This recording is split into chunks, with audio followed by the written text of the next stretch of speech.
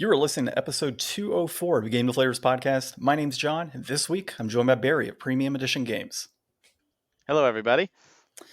And Barry, I mean, you've been here a few times. You know that here on the Game Deflators Podcast, we like to talk about games we are currently playing, games we've recently picked up, and this week we're talking a little bit of Blue Dragon on the Xbox 360.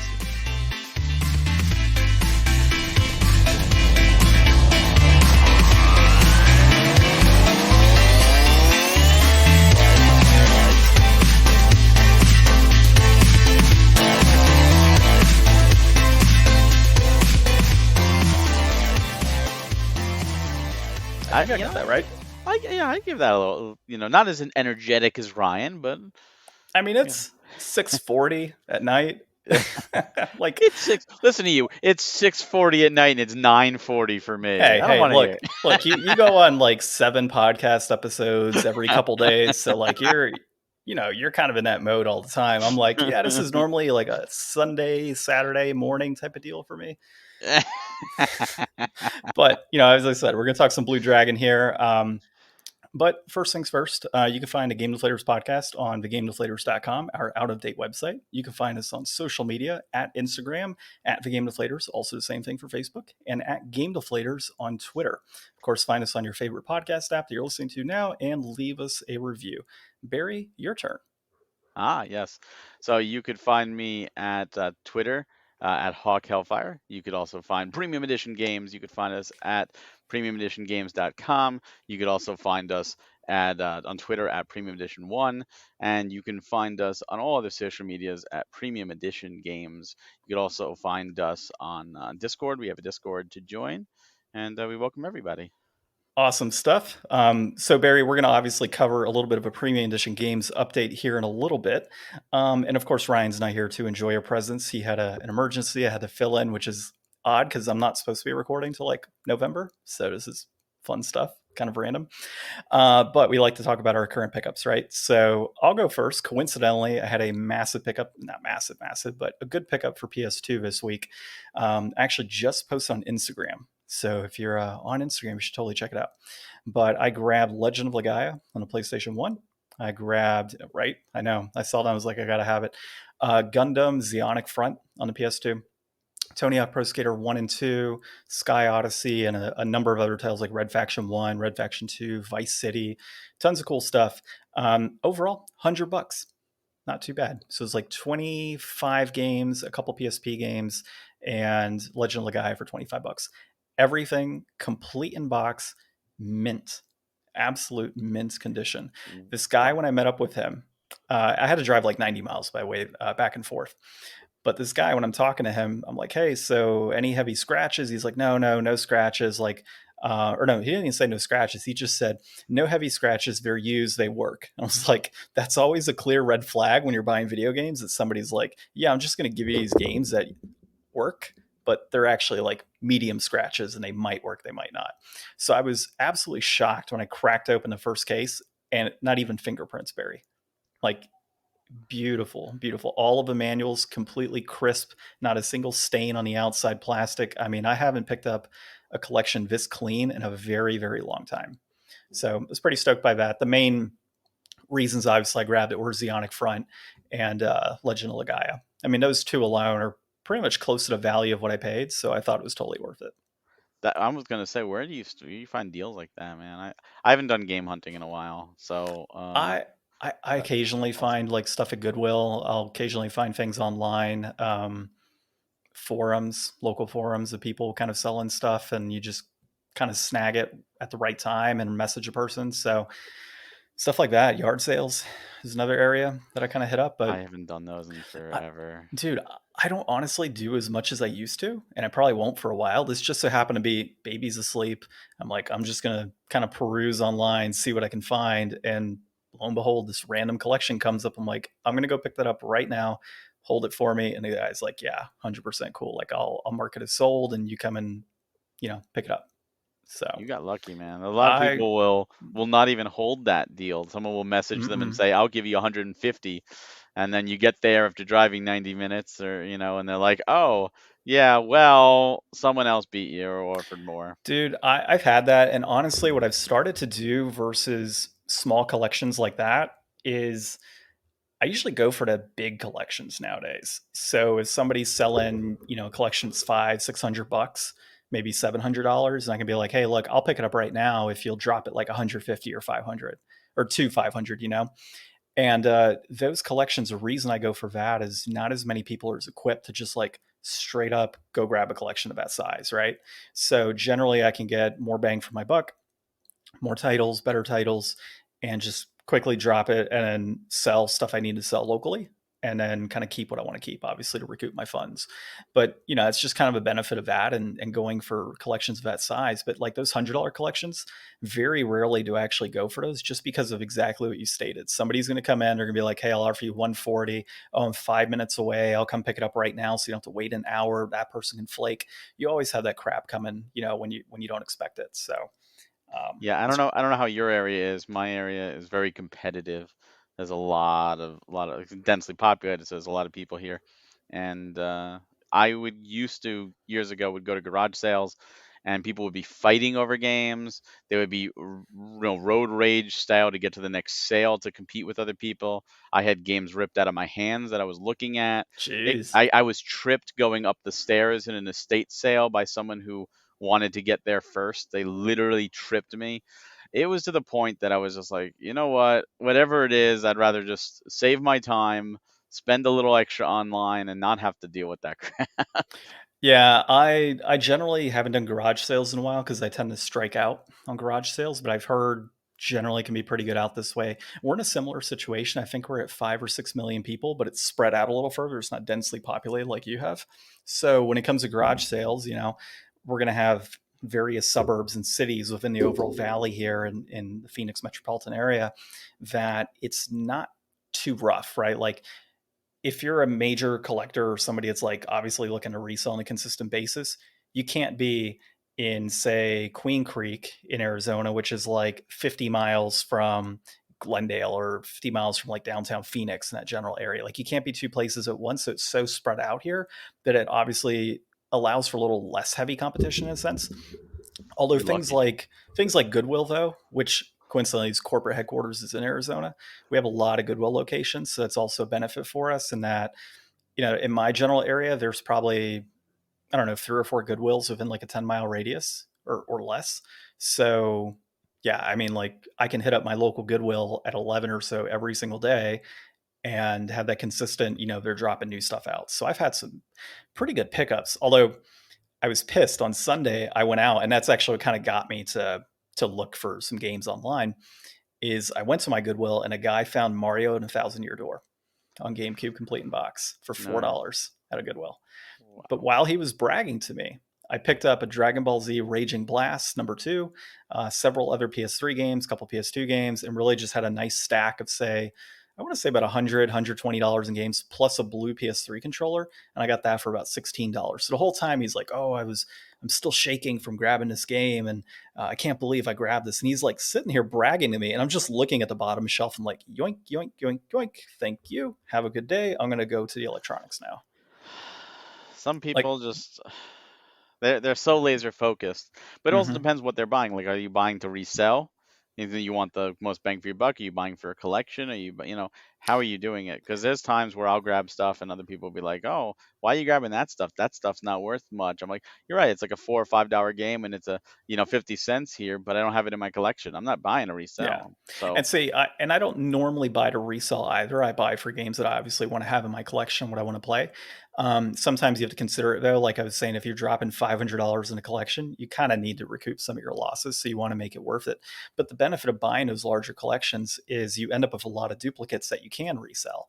yeah, And then you have that excess, obviously. But in this case, every single game I picked up outside of maybe two were new for me. So that's it was kind of awesome. nice. Yeah. So it's kind of nice to get some new titles in there. The Thousand Year Door absolutely would have just been a quick resell and then buy, maybe a premium edition game. So, and then currently playing Blue Dragon right now with my wife. And we'll get into that, any inflation, deflation. But did you have any pickups? Yeah, so I had an interesting one. I get all the Switch games. For those that know me, I do a Switch set, so all the new Switch games as they come out, I get. Uh, but I don't, I haven't picked up the lots in a while, and I've kind of shifted away from getting more, accumulating more games for older systems. I'll still get them at a good deal, or if I find them. But I'm at that point where, if someone says, "Oh, check this out as a store, as a wall of games," and I look at it and I go, I don't have the energy right now to just to cherry pick or look through, because most of these I have, or they're like all the ones I really want to play I have, and do I really want to pick up some shelf filler? So I go for display pieces now. I'm really big into a museum aspect, stuff that, are harder to find because I find it more rewarding when I do find something. Like Paper Mario Thousand Year Door, great game. I have it, but if I didn't have it, I can go on eBay and I could find it. Like, all right, cool. Pay 40, 50, 60, whatever it's up to now, and just get it, and that's cool. There's nothing wrong with that. But I like the thrill of the hunt. Like, let me try and find something that's harder to get, and then put it on display and talk about it because I'm also a historian with gaming. So I did discover that, because I love quirky stuff, and in Nintendo, when they entered China, many people may know this, or if you don't know this, this is news. They did release some Nintendo products over there, but they released them under the IQ brand. Most famously was the 64, which had the built-in or the digital games. It was just an N64 controller that you plugged in. But they also released some handhelds, and I thought for the longest time that the DSi was the final one to hit China, but it turns out I was wrong. And they did apparently, and I just learned this, which is cool. They did release one model of the 3DS in China, which was the 3DS XL, not the standard, not the new, not the 2DS, only the 3DS XL, and they only released it as three different special editions. The Mario Kart 7 for the anniversary. Those were the only ones released in China. Apparently, it didn't do well. IQ went out after that, but I never no idea that they even existed. I was like, oh my god, there's an IQ 3DS XL, and I found one complete in box.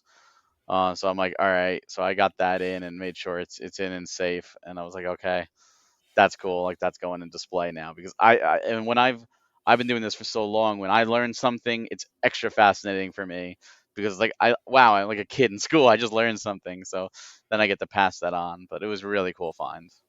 Nice, dude. Yeah, I think I've seen the other, like, your left hand side there a couple times, which is pretty cool. I think you have a bunch of boxes over there, if I'm correct, or you got it Uh, lined Oh, to your I've got one left. display. I Yeah, got one display on that side, but this is I did my display got so big that I couldn't even put Nintendo. Nintendo's in its own separate display, very nice. just for handhelds. But no, I do have a display to my left. That's a different one. That's Korean systems. That's what I think I showed you last time. Yeah. What are you using for a display? Are you using like the IKEA glass display cases or? For some, like the ones to my left, I do, but otherwise it's all custom build. Oh, Uh, nice. what I do is I take, because when you have a house, you can't always get perfect spaces, and you have to Yeah. work within the confines of your floor plan. So I found areas where I'm like, I could build an irregular shelf here, and then instead of just buying a shelf which wouldn't maximize the space, and a lot of shelves they have, say a foot long cubby and you only need 6 inches, that's 6 inches of wasted space.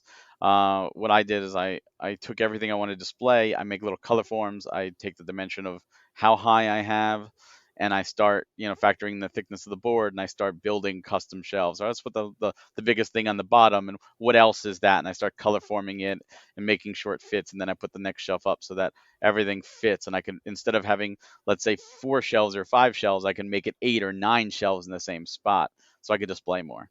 So the ones behind you to hold your PlayStation games, are those custom shelves as These are well that you made? custom. Yep, these are Nice. Yeah. custom. Nice. Those are actually just like on the wall with an L bracket. They're Mhm. not. There's no like side structures. It's within the wall. But yeah, I found, and biggest best advice I could give any collector: if you have a lot of games to display, custom shelves are the best. They used to be a lot cheaper. Now with wood going up, it's a little bit more pricey, but you can truly maximize. So like if you have PlayStation, you're talking about PlayStation games. CD size is much smaller than a DVD size. So I discovered you could have 8 DVD size shelves or 12 CD size shelves. So if you want to put all the CDs, correctly and not like stacked on top of each other, you can get an extra 4 shelves in the same spot if you build, yourself. And 4 shelves is 33% more room. That adds up, or 50% more room if you're just going with the 8 shelves. It certainly adds up. Yeah, for sure. I've actually got I think it's like Alaska Media, I think is what I have. Yeah. It's those box shelves that are like probably 6 feet tall, and you can kind of customize like the height and Hmm. everything through little bits that kind of hang on the inside. And I tend to like those. I mean, they're about 120, $130 a piece, but Oh yeah. I've brought them, through multiple moves now. I've never had an issue where they've broken. And anytime the backing, like, cause it's like a paper type backing, whenever that backing becomes, not Hmm. brittle, but when it kind of starts to peel off, you just kind of re-nail it and glue it and you're all good to go. But they've held up nicely. And anybody that kind of follows us on Instagram and such has probably seen those plenty of times in pictures. And yeah, they hold up pretty nice. So That's another thing with some of those shelves. They're also deep. They're yeah. like a foot deep, and like you could put 2 rows, and it's like, well, then you can't see the back row. Yeah. So if Hmm. you do a custom, you could do it, so it's only 6 inches, and that gives you more walkway too. It makes the room a little bigger.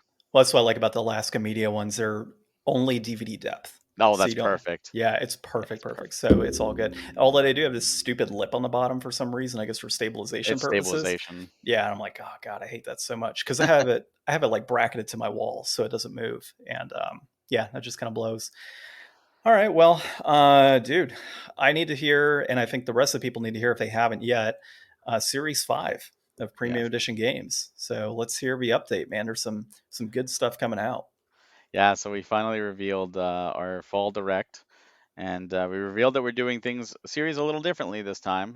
We started with Series 4, but we're continuing Series 5 and on. We're going to do series based on seasons.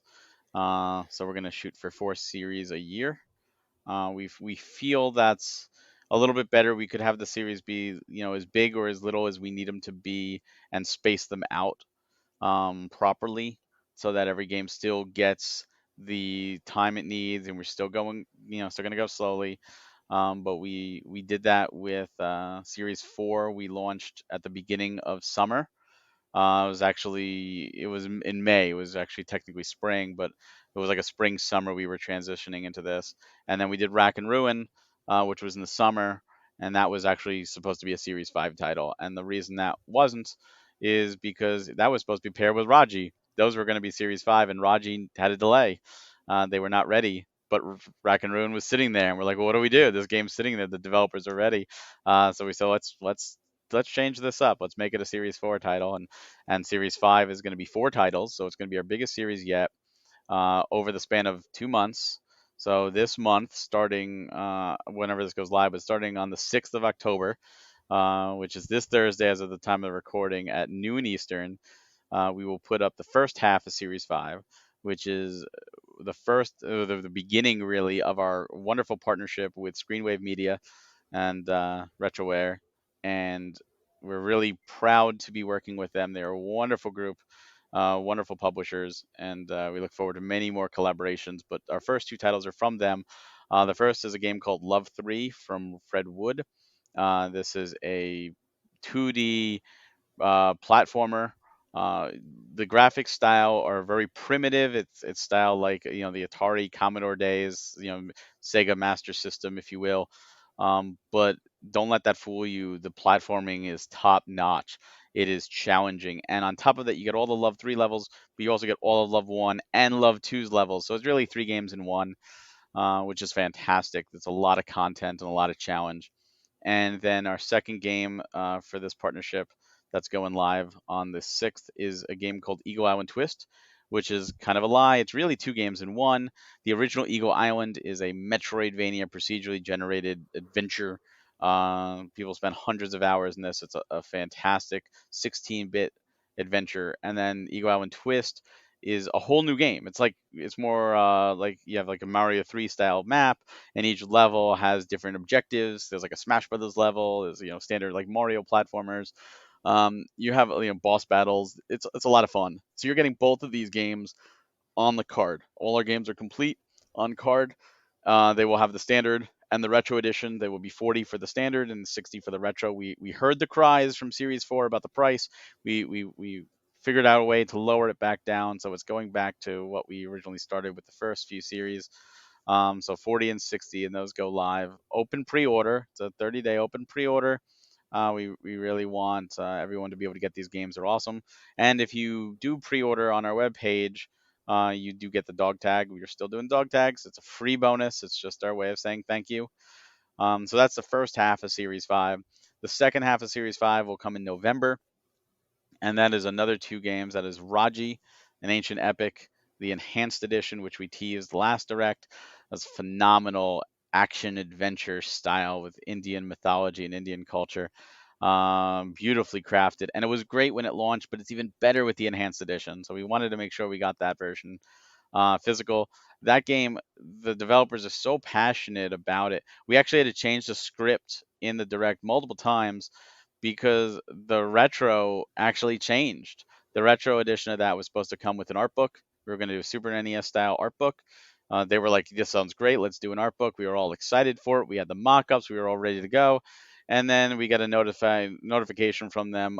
So the art book, we were at like 120 pages, and we're like, "What the? Like, this isn't a Super Nintendo size thing at this point." So we're like, "All right, we need to do something else." So now we have a shadow puppet because the story is told with shadow puppets. So you get the Raji shadow puppet, so you can make your own little adventure. And then we're doing something special. We're it looks like we're doing another deluxe. We haven't done deluxe since Robot, but instead of a strategy guide, you're getting that art book because that art book is just so massive. Like they just have so much art and concept and storyboards, so you're getting the whole thing. And then we're going to add some extra shadow puppets so you can really create your own Raji storyline. So Well, you should go for super deluxe, and it comes with a little mini wooden theater too. Oh, that's something, it's something we could always decide later. The deluxe, we that's not on the site yet because we're still in the final process of it. But the book just got so big, and they're so passionate. We're gonna help you and help the developers get that out there because the art's beautiful. And the final game of Series 5, last but certainly not least, and it's perfect for the Halloween season, is They Bleed Pixels. This is another two-dimensional platformer with very challenging levels, but the cool thing is it has a one-button combat system, and the one button, it's like Smash Brothers. Depending on which direction you move the analog stick, when you push the button, you'll do different attacks. So the key is you need to do combos and attack the enemies to fill up a meter. And when the meter is filled up, you can now create a checkpoint. So if you come to a challenging areas, you can create a checkpoint, and you could as many times as it takes for you to get through that checkpoint. It's great. Lots of levels, really cool story, lots of blood. Oh, there's lots of blood. This is gonna rival Super Blood Hockey for our bloodiest game, and just a tremendous adventure to be had. And we're so honored to work with all of these Notting Head Games, Super, Spooky Squid, Pixel Nix, Fred Wood, Screenwave. We're honored to work with all of these wonderful, wonderful developers and publishers to be able to bring these titles out there. And we're so proud of our Series 5, and we're happy that the reception has been wonderful and that so many people are excited, and just can't wait for people to eventually get them in the hands once the production is done and do those challenges and earn those patches because that was obviously one of the big highlights, not the only thing we announced during the direct, but definitely the thing a lot of people came to see. Well, you know what I came to see is a premium edition games flask that you Yeah. can purchase as Y- merch. yes, you can. I noticed that was highlighted a bit on the direct. I forgot who it was that was talking about it. It might have been you, but it's just It like, was and we Josh. have merch, It and was it's just Josh. like, and it just kind of stayed right on that flask. And I'm like, yeah, somebody didn't like the flask idea, No, no, no. It was actually that was Josh's idea with the flask, and he was the one talking about it.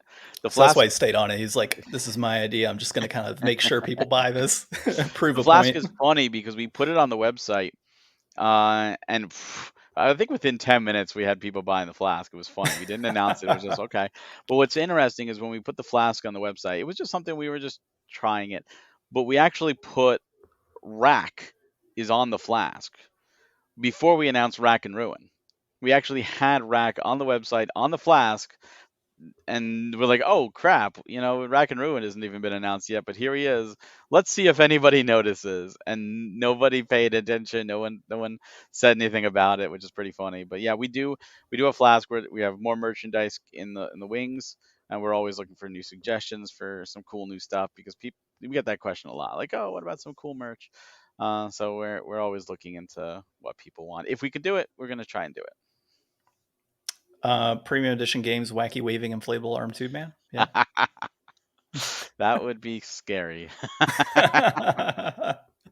I think it would sell well. Oh man, I don't know. I'll tell you what. Why don't you put up the production cost of it, and we'll see how it does. And I mean, it'll, what's my cut? And does it have you Ryan's head on it or mine?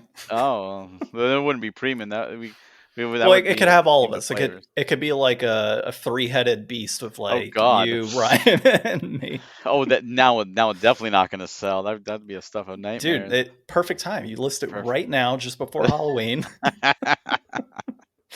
Be good stuff. Oh, trick or treaters are running for the hills. Well, that's what you want, right? I don't want people ringing my doorbell. Well, dude, thanks for the update. Right. Always appreciate having that on here, and I mean, we're excited for the next one. Well, we got a couple more updates in there too. Oh yeah, that's true. That's true. Yeah, that was the main event. That's just the main. Yeah, we've got. Go ahead and let the people know about that sound that you tricked me on months ago. We tricked a lot of people on the sound. That's why we had to play it again. At the end of our Series 3 Direct, we played a sound as our last tease. And so many people are like, what is this? I don't get this. And a few people did get it. They sent DMs. I said, don't spoil it. Just send DMs. And I think a lot of people forgot. Like it was one of those, I don't know what it is, out of sight, out of mind. So we replayed it again, and now a lot of people understood what it was. It was the PlayStation 5 startup sound. And it was the announcement of we are going to be doing PlayStation 4 and PlayStation 5 releases physically. We will have titles to announce soon, but we did want to make that announcement. So in our Discord, we do have a suggest a release channel where we've always asked people, hey, if you have some cool Switch games you want to see physical, let us know. Well, now that applies to PlayStation as well. We are not going to say like, oh, it's not on Switch, so we're not going to do it. We'll do PlayStation exclusives. We don't care as long as the game's awesome. Yeah. So that was one of our other major announcements. We had a couple other things. Switch Collector Volume 2, Part 2, Abridged is on Kickstarter right now. So you could back that. The first two volumes you can get there as well through the add-ons. We announced there's a CD coming. We're doing a music CD. We're publishing something brand new. So it's like, hey, let's branch out. We have another book, the Console Collector's Field Guide by one of our designers, Tristan. That's available on our site now, and he does have another book coming that we didn't talk about, but there is another book from him coming. He's a great guy. And that book's hefty. Let me tell you, that book, I could break a table. That thing is massive, awesome. It's definitely not a field guide to bring with you, but it is. And I joke with him about that, but it is an awesome book. So yeah, we try and do some really cool things. We have obviously Series 4 in production right now. So Wonderling DX, Rain Your Parade, and Rack and Ruin are in the production stages. Or Body on NES is finishing up production. The carts actually just arrived, so we have to start assembling and get some stuff in so if we could finish and make the complete package. We've got Robot Named Fight, a title that people have asked us, where's Robot? We want Robot. Sold out completely. We did another print run because we had leftover steelbooks and we just released it. It's on the site now. The steelbook edition is available. That is super limited. There's less than 600 on the webpage. There's like 300 extra more that are going to go to conventions. Super limited on this. This won't be reprinted. Like if we reprint it again, it might be the standard versions of Robot. But the Steelbook edition, this is a limited one. So make sure to get that. And people have been, where's Robot? I want Robot. I missed Robot. So that is definitely something to not sleep on.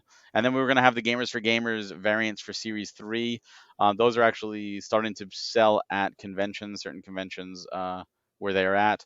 But they will go onto the site throughout the rest of this year, one by one. So if you want those other variants of Phenotopia, Awakening, Mighty Fight Federation, or Cathedral, stay tuned to the website, follow, subscribe and all that to our newsletter, and they will come this fall. Good stuff. Yeah. Always good stuff. Lots of stuff happening. Yeah. Yeah. When you said Series 5 is the biggest one so far, yeah, you're not lying. Yeah.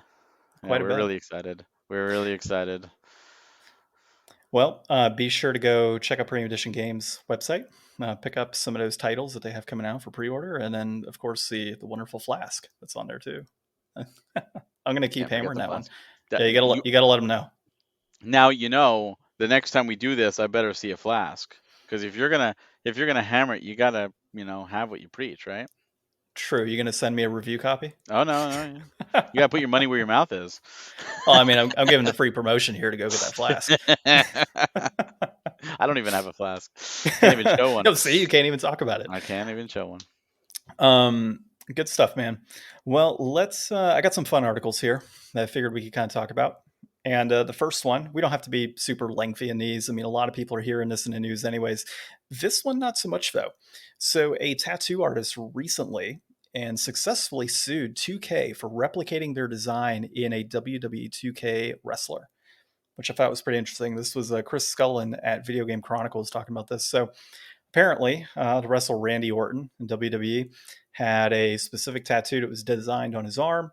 Artist said, "Hey, I didn't get permission to use my design in the game," and she ended up winning the lawsuit. I think it was like $3,700 in damages. Apparently, they kind of deemed that while the art was hers and she should receive some damages for it, her art wasn't a reason for money being made by the game and it wasn't a critical point. So that's what they ended up deciding for her. But really an interesting take, and would like to hear your opinion on that in regard to, I guess, really tattoos and games, and I guess the designs of other people and what should constitute as, open rights to be able to use that type of, artwork versus not.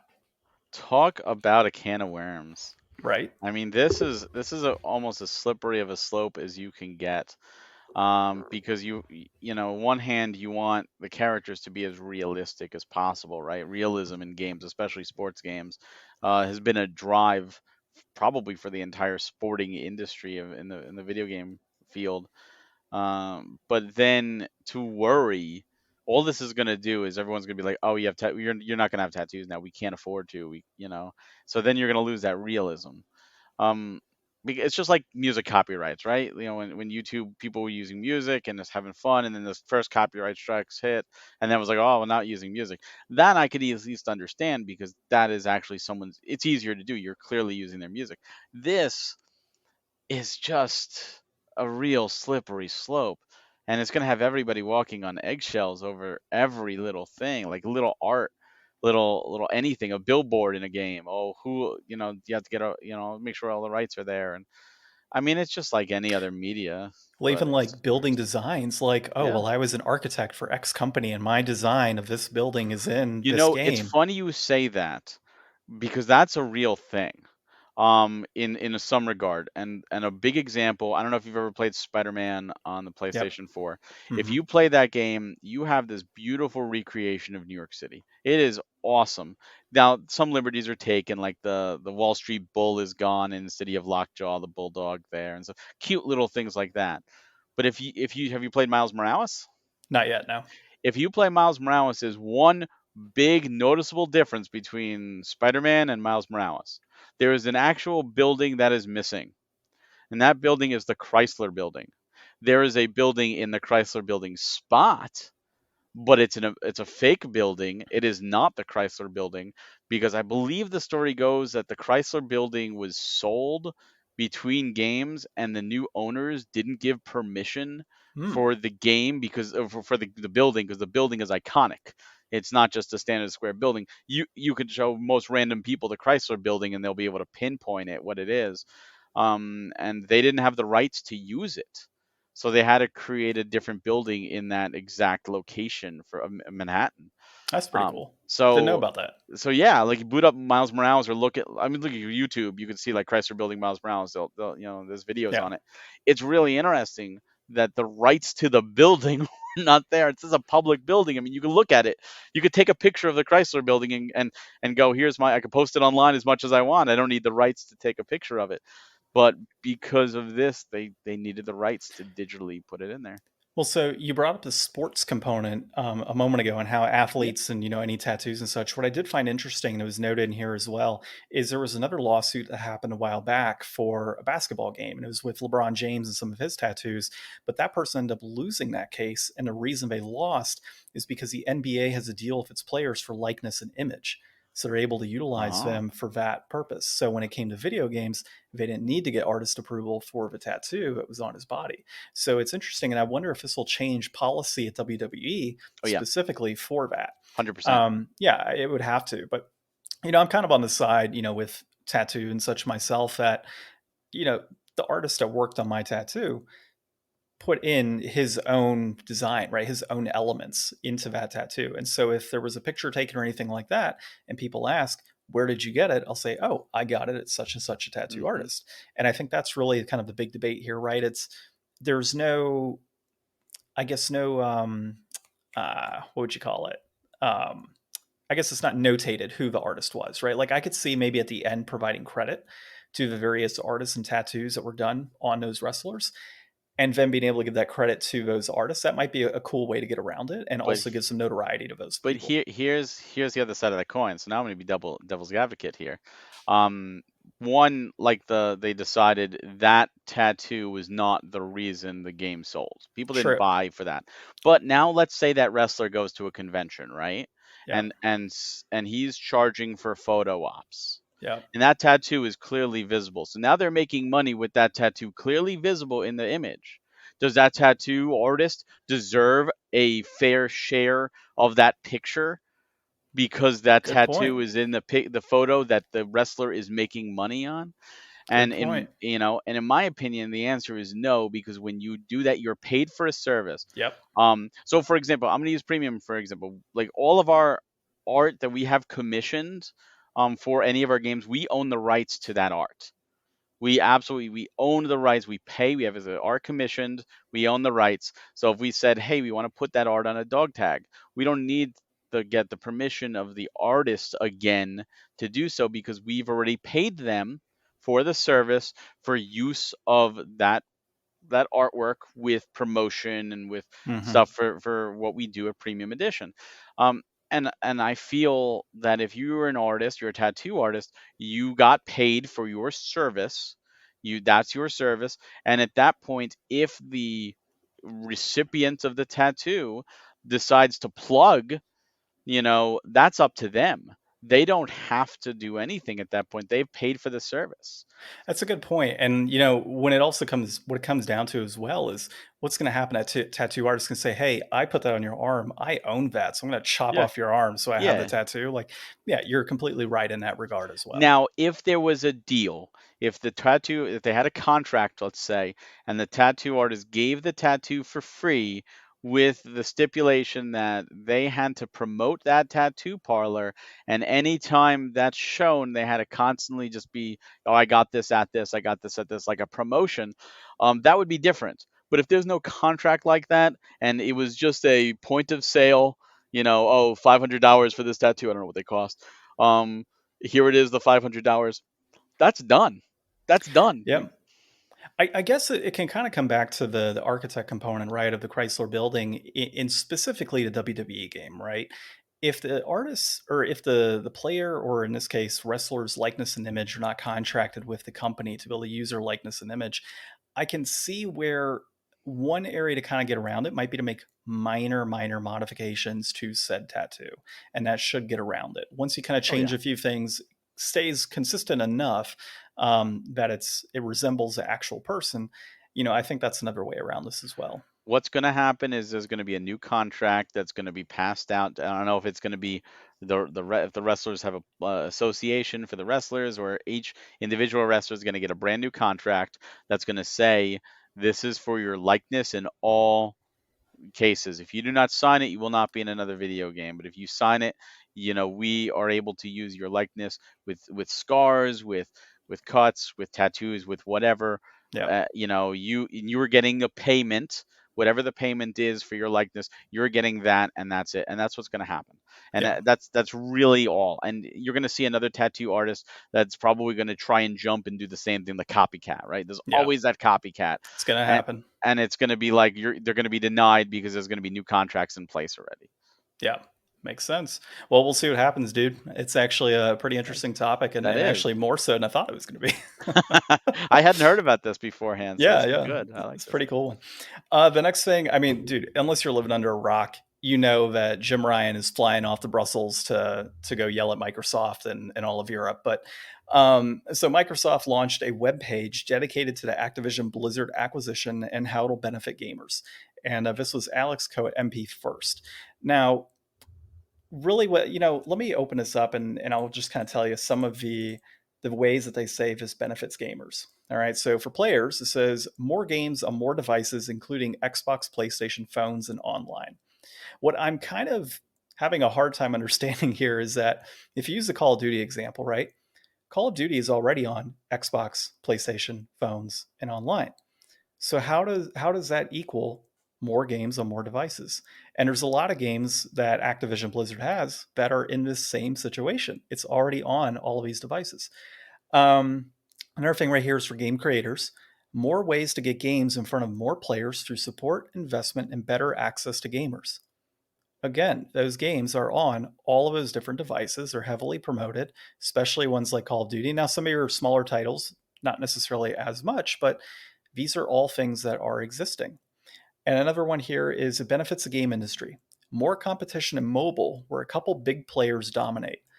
Well, based on this acquisition, Microsoft would now be the big player between Bethesda, Activision Blizzard, likely EA down the road, and everybody else that they can, acquire.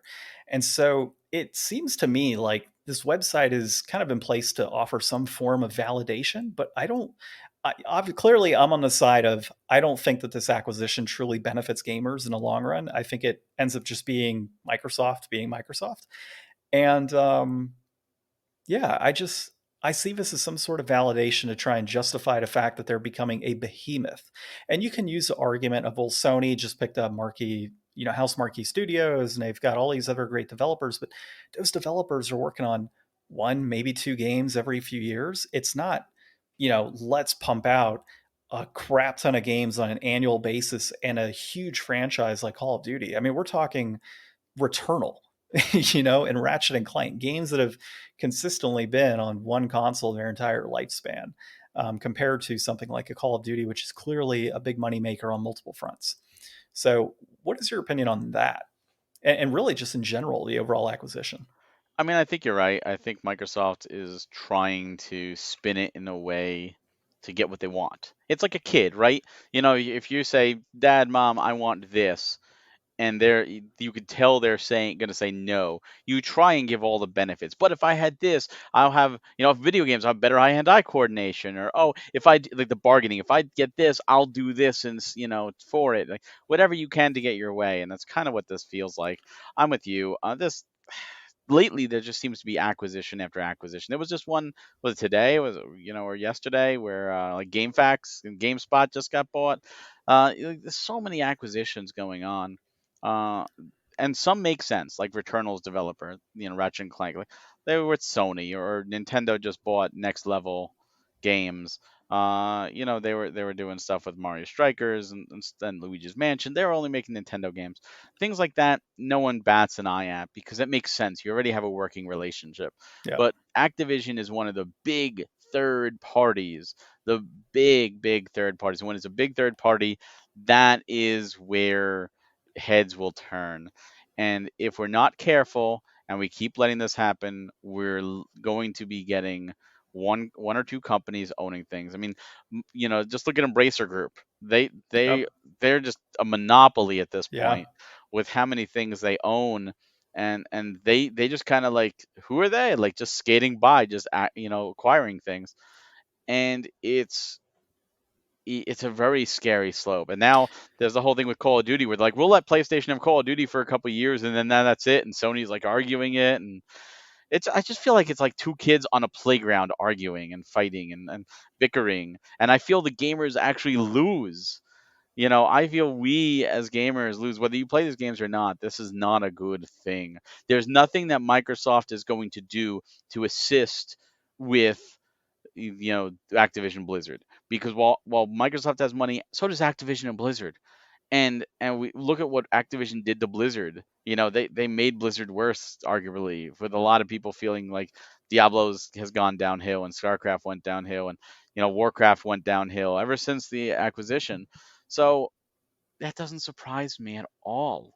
Now, that it's we're interesting fighting. that you brought up Embracer Group, though, because we actually talked about that probably a couple months ago, whenever that big acquisition just happened. And we actually saw that as a good thing with Embracer Group, only because it's a holding company. And a lot of those properties still are in the market. Yes, it's owned by one entity and they control that, but those things are still multi-platform. They're still going to be available for gamers. They're just kind of taking that in and obviously grabbing those funds as a larger group. Whereas I feel in this situation, it's a little different in that you have a company that's clearly trying to become this behemoth in the industry, clearly trying to rip away games from gamers, let's say Sony, not necessarily Nintendo, because they clearly have a good relationship, but clearly taking away games from Sony. And it makes me wonder if this does go through, does Sony say, screw you guys, we're buying Square, or God, screw you I guys, hope we're going to not. look into buying EA, like EA would be the big one, honestly, but I don't see that happening. I mean, well, see, with my devil, I'm gonna play devil's advocate again for Embracer Group is how they operate today doesn't necessarily mean how they're going to operate tomorrow. So if somebody, and I'm not against big companies if run properly, but when you put so much power in the hands of one or two individuals or even a board that can decide things, things can change on a dime. Yep. All right. You say like they let things happen as is, but then tomorrow there's an announcement that they're changing it up and they're only going to publish on this or they're only going to do this or they're going to they're going to put the hand down and they're going to force companies into doing things that they want versus what the company wants. I'm not saying that's happening tomorrow. I'm saying that's always a possibility when you have anybody in a position of power. Well, the power corrupts. Absolute power corrupts. Absolutely. That's saying for a reason. Microsoft taking jabs at Sony, Sony taking jabs at Microsoft. That's something going on, and Yeah. it's definitely been something that they've played. Like Sony, let's be honest. When the Xbox One came, they made the whole video. Here's how to share games on PlayStation. They took their playful, fun jabs at Microsoft and Sony came out with the price of the PlayStation $100 cheaper than the Xbox to take their jab at Microsoft. And they had fun. And you know what? They laughed all the way to the bank. And Microsoft said, "You know what? Now let you poked us enough." And now Sony's scared. And this Yep. is Sony acting like, "Oh, we can talk the talk, but we absolutely can't walk the walk." And right now Sony is in dire straits because they're pissing off gamers everywhere. They're raising the price of the PlayStation 5 after it's already been out for 2 years. That pisses off people. Well, They depending on regions. So I know in the Yes, not in US the it's US, not, but certain regions it but they're is. still pissing off people. There are Yeah. people Well, pissing off yeah. people in Yeah. the US because they don't like that practice. Yeah. There are U.S. people who say, "Well, screw you, Sony. I'm not gonna support that, and then Yeah. support you for that practice because that's just a bad practice." Number two, they just did Last of Us Part One, which got a lot of criticism because that game didn't need a remake. Exactly. But now there's the Horizon, Zero Dawn getting a remake. That's 5 years old. That needs it even less. Like, and that just seems like they're just like, we're just gonna keep making the same game over and over again because you suckers keep buying. It's like Square Enix with Final Fantasy VII. Square Yep. Enix needs help, so they make another final. They literally take a shit in a jar. They close the lid and they label Final Fantasy VII on it and they put it out and people gobble it up. Why? Because they just eat up anything and they milk them. And at least Square is saying, well, while you guys fund us with your idiotic purchases, where we're going to sell you a remake in 3 parts and you idiots are going to buy it up, we're going to at least do some artsy stuff with Voice of Cards and Octopath Traveler and Triangle Strategy. So at least they're doing that. Yeah. Sony's not touching half of their properties, and they're No. just re-releasing over and over. But Zero Dawn's, we're gonna get some new multiplayer Horizon. That's what we want with Horizon, the game that's a single player epic adventure game with a sequel and was touted as, look, single player games still exist. That's what we are all dying for, a multiplayer game in Horizon. Are you so out of touch, Sony? Like I've been running around with a joke, and I fully expect Sony to announce a remake of God of War Ragnarok any day now. Is going to be made. Like, I'm just waiting for it because why not? Look, Sony, Yeah. and this isn't new for Sony. I don't know if you remember this when the PlayStation 4 first launched. One of the early announcements they made, it was right after the launch. to get games on it was they were going to remake or at least port over with an enhanced version of God of War 3. Well, And and I'm like, Last of Us as well. well, Last of Us 2, but at least Last Yeah. of Us No, Last of came, Us well, 1, I mean, 1, yeah. 2 isn't also. But Last of Us at least came with the DLC on the disc, which was cool. True. But God of War 3, it wasn't a God of War collection with 1, 2, and 3. It was literally just God of War 3. And I was like, that game's already in HD. Well, do we really need this? And it And I still know looks good. it still looks good. Yeah. And I know some people will say, well, Nintendo did a lot with the Switch early on, but there's a big difference. When Nintendo ported the games over, I know some people had criticism. They ported great games from a system that sold 13 million units because no one played those games to a system that's doing well. When Sony's taking games, they're taking games from the PS3 was what 90 something million units, and the PS4 is 117 million units. People played those games. Yeah. People played those games. It's a very difference when you port a game from a system that didn't get played versus a system that was a million seller. Horizon was re-released. God of War 3 was re-released as a greatest hits. Last of Us was re-released as a greatest hits. Like, people played these games. And the Yeah. worst part is now there's a whole thing with Bloodborne. Oh, well, what about Bloodborne getting remade? And Which it doesn't why need a give me Bloodborne 2. Don't give me a why are Bloodborne people remake. clamoring for remakes? Yeah. And this is it. Sony's in a shitty situation, and they feel they're looking at this as, oh, well, now we bullied the bully, and the bully is bullying back. Yeah. And do I agree with this acquisition? No, I don't. I didn't agree. But you can I- totally see the reason it's but I happening. see the reason why Yeah. Microsoft's doing it. And you know what? Microsoft is still first off, they're honoring contracts like Deathloop. Deathloop was exclusive for a year. They're honoring these contracts, and Microsoft is positioning themselves more as a games for service. They're positioning themselves more as a game publisher now, as opposed to a console maker. And I've brought that up several times in the past that I could see this being Microsoft's last console Oh, and yeah. seeing them go more into streaming as they've done with putting Game Pass on PlayStation. Oh, yeah. And And, Switch. and if that's the announcement, if that's, and obviously it'll be several years from now, right? They're not going to do it in the middle of the Series X, but, say 3-4 years from now, Microsoft says, hey, contracts with Sony have ended as far as Call of Duty is concerned, but we're done with consoles. We've acquired X companies. We're now going to start putting these games on your consoles through Game Pass. They could pay for this service. They can have all these games day one, all this great stuff. I could see that being good for gamers, but we haven't heard anything like that, right? So we don't know, is there another Xbox down the road? Are the games only going to be Xbox exclusive? Are they going to be just on Xbox PC? Like, those are things we don't know, and we're not going to know for a while. That all depends on Xbox Series X sales and Yeah. Series S sales to a lesser degree. And I think right now Series X and Series S is like 17 million, if I recall. Something like that. So if they're making money on those systems, they will continue. If they're losing money on those systems, they will take a real good look at it and they will stop. Now, they might do something in the future like a Series S where they just say it's the Game Pass machine. They won't call it, they'll be literally Xbox Game Pass machine. And that'll be it. They'll sell it as a Game Pass machine, a plug and play Game Pass machine, and they'll make a lot of money that way. They'll worry about that, and everything else will go to other systems. Yeah. They've already put stuff on Nintendo. They've been growing their subscriber base. Their subscriber base is, I think, 20 million plus, right? So they're getting significant revenue coming from the streaming alone. And a lot of those games are just sitting there, right? They've been developed. The money's kind of come through. They've had their day one releases. They're getting enough subscribers in there to make it worthwhile. And honestly, they're becoming the Netflix of gaming, I think, at this point. And they're unlike Sony. Like Sony, the only Sony game that's on other platforms other than PC with a few games is MLB The Show. And the only reason that is because MLB said you have to do this or you lose the license because they want everybody to experience the game. Mm-hmm. Sony or Xbox and Microsoft are putting their games on other platforms. They did it with Minecraft when they bought Minecraft, and they've been on everything.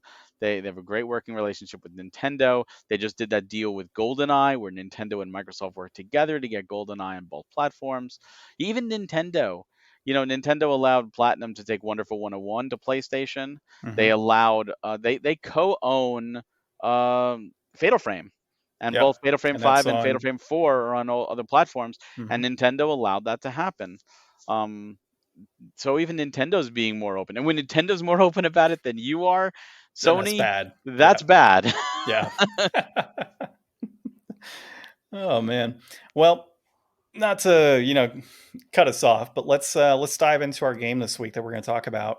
And coincidentally, is an Xbox 360 exclusive. That's Blue Dragon. It was developed by Mistwalker Cartoon, published by Microsoft Game Studios. It was directed by Takuya Matsumoto, which is actually the one of the original creators of Final Fantasy. Released in August of 2007 in North America. It actually came out in 2006 in Japan. It's an RPG, and reception's anywhere between an 8 to a 9 out of 10, generally.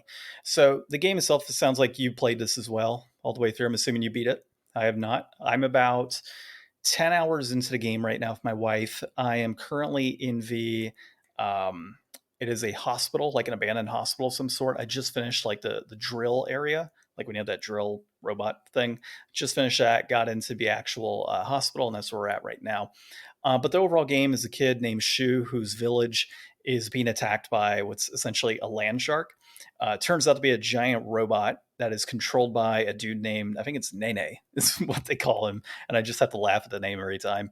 Um, and really, they're on this quest essentially to, take down Nene at this point. And it's an open world, not open world, but it has that open world, linear open world feel of an RPG where you can kind of walk around, choose your battles. You don't necessarily need to go into every single encounter. You can choose which encounter you want to go to. You can take multiple encounters at one time. So it's definitely a pretty interesting concept in general. The art style that I've seen in this game is very reminiscent of Dragon Quest, and that makes 100% sense because Akira Toriyama is the head artist, and he did Dragon Ball, Chrono Trigger, and Dragon Quest. So, of course, the art is going to take that form. And, really, when you kind of look at this RPG battle system and what I've experienced, it's very much like your general turn-based RPG, except there's some elements that are kind of unique to this. I think one being the magic system, and you can kind of select, and I think it's based on power, right? Like you can hold down, in this case, it's the A button, I think, on Xbox. I always forget, but X on PlayStation. And you can hold down that button and hold your spell, and it has little grids that show you the turn in which certain enemies are going to be coming into play. And you can decide the power of your spell based on when you want to release it. But there is the chance that you end up having, you let a couple enemies take a turn before you. So you have to be strategic on it. So that's a pretty cool concept within it. You have these shadows, which are essentially the blue dragons that are on your characters, and they allow you to do magical attacks and help you with spells and other facets of the game. So pretty cool system. And what we've played so far, we enjoy the story. It's pretty interactive. We're liking that a bit. It does at times feel a little quick. And what I mean by that is it's not super in depth, every single part of the story. It's I don't want to say it's poorly written, but it's easily written in a sense. Like you get a quick understanding of what's happening, but it's not super deep. That'd probably be my only qualm so far in playing the game. But overall, we're absolutely loving the game. So what is, I mean, since you beat the game, is it totally worth it to continue playing at this point? I mean, I'm 10 Yeah. hours in, it's a 40-hour game. Yeah, I'd definitely say so. I don't remember all the nuances because I played it back in 2007. Yeah. So it's I've slept since I've played it. But I very much enjoyed the game. It was I can see it's a little lighthearted in a lot of ways, but it does like the other shoe drops towards the end of the game. And I enjoyed it so much that I actually went out and I found that on YouTube. I don't know if it's still there, but there was an anime too, Blue Oh, Dragon anime. And what's interesting is I was watching it, it's just like, oh, this is cool. It's an adaptation, and then the anime changes. So the story in the anime is actually different than it starts off the same, but it's different than the game. And like I was waiting for like one of the shoes to drop. I'm like, oh, here comes the shoe. And it didn't happen. I was like, wait, what? Like, hold on, you just changed everything about the story. So it was like a Full Metal Alchemist kind of thing going on. yeah. The story is well worth it. The characters are fun. The dragons are great. They each have their own different personalities. It's almost like a persona in a sense. I love the artwork. Akira Toriyama is amazing with everything he does, and Mr. Walker did 3 games, and all 3 of them, at least 3 games. I don't know what they're doing now, if anything, but they're all excellent. Blue Dragon, Lost Odyssey, and Last Remnant. Not Last Remnant. What's it? Last Story. Yeah, and you bring up Lost Odyssey. That's one as well I need to play. I Oh, it's so actually, good. so dude, I purchased a while back. I tried to start purchasing any Xbox 360 exclusive that I could for this exact purpose, was to dive into some of these games that I didn't get to enjoy when the PlayStation 3 was out. So we had Next to Nothing podcast on last week, or just on, well, I guess technically last week, and I wasn't on that episode, but I just overheard like, why is he playing Blue Dragon? And my thought is just, why not? Like, why not dive into this game? Like, it's no different than me diving into, a game that was made in like 1996, right? I didn't get to Exactly. play it, so let me play it now. So yeah. All right. So, we're looking at right now in today's market, in October 4th of 2022, a complete in-box copy is running about 15.55. And these are all price charting prices, so there could be some, plus minus here. It peaked at $25 in May of 2021 when just about everything peaked, and that's trending down right now. A loose copy will run you 15.15, so not too far off. That peaked at $20 in November of 2017, and that's actually trending up a little bit. So, looking at the price point of, say, we'll just say $16. I think that's well worth it, to be honest. For a game like this, I'd be willing to pay up to $20 if it was available at that price point. I didn't have access. So I would say, in terms of inflated or deflated, inflated being it's not worth the price, deflated being it's totally worth the price and you'd be willing to pay more. I would say this game is absolutely deflated at this point. I would totally pay $20 for this if I could, or if I needed to. Yeah. Actually, ironically, the expensive one is one of the DS follow-ups, because this is one of those weird games where the follow-ups, there's two follow-ups to this, and they're both on the DS. I'm pretty sure I have one of the DS games. The first one, Returns, I think it is the cheap one, and then Awakened Shadows is the expensive one. That's the second one released. Yeah, I'll tell you right now which one I have. For those that do collect and like to hear about collecting from us, price charting, I find it to be pretty helpful, has a number of cool features on it. One of which is you can actually import your collection, and then it'll actually tell you the percentage of games that you own on that specific system. That's pretty cool. Yeah, it is pretty cool. Okay, so Blue Dragon Plus is what I Yeah, have. Plus, that's the first one. Yeah, so I have that one, That's the and cheaper one. It's about which 20 was the other bucks. one you said? Awakened Shadow is the third one. That was also on the DS and the last Blue Oh Dragon game. God, man, that's like 100 something, $248 for a I complete told copy. you. That's insane, dude. Like DS games have gotten stupid. That's the last Blue Dragon game. The series Oh died at man, that point. yeah. Well, yeah. I would say deflated. You say deflated, so we'll Oh mark it yeah, as deflated for yeah, sure. definitely a worthy pickup. Yeah. Same with Well, Lost Barry, Odyssey. If you like to read, Lost Odyssey, you will read. You will probably read more than play. gotcha. Good to know. Actually. It's got like 100 short stories Holy crap. inside, and they're all memories, and they're all canon to, Yeah. but they're beautifully written. And it's like 6 discs, right? It's quite a few Four discs. four discs. 4. Okay. Yeah. Sweet. Well, Barry, appreciate you coming on this week's episode. Appreciate the update for Premium Edition Games. Always a blast to have you on here. Sad that Ryan didn't get to join us, No, but you next know, time. next time for sure. Yeah. Well, this has been episode 204 of Game Deflators Podcast. My name's John, And I'm Barry. and thanks for listening.